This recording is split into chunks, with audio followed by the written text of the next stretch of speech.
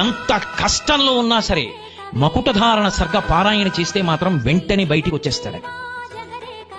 వివరాలు చెప్పడం ఎందుకు గాని, ఈ మధ్య కాలంలో ఒకానొక వ్యక్తి అపారమైన కష్టంలో పడిపోయాడు. విదేశం నుంచి వచ్చి అన్నీ పోయాయి, పాస్పోర్ట్ తో సహా. ఏం తెలియాలో తెలియనటువంటి స్థితిలో నా దగ్గరికి వచ్చి గురుగారు ఏం చేయమంటారని అడిగాడు. మకుటధారణ సర్గ చదువుకోండి అన్నాను. మకుటధారణ సర్గ పారాయణం 3 రోజులు చేశాడు. నాకు చెప్పడానికి కూడా సమయం లేక అతనికి అన్నీ దొరికేసాయి, తీసుకొచ్చి ఇచ్చేశారు. వెళ్ళిపోయి విదేశాలు. అయ్యా నేను ఇక మానకుండా రోజు చదువుకుంటున్నానండి అన్నాడు. రామాయణంలో ఒక్కొక్క సర్గకంతంత శక్తి ఉంది. ఆయన ఎక్కడో గంధమాదన పర్వతం మీద ఉండొచ్చు, మీరు నమ్మి నమస్కరించండి, మూర్తి అక్కర్లేదు ఆయన విషయంలో. నమ్మి నిలబడి పిలిస్తే చాలు, వెంటనే వచ్చి రక్ష చేస్తారు మహానుభావుడు. అంతటి అద్వితీయ స్వరూపం. అందుకే చంద్రశేఖర భారతీ స్వామి వారు పుస్తకం పెట్టుకుని భక్తితో చదువుతుంటే వచ్చి కూర్చునేవారు.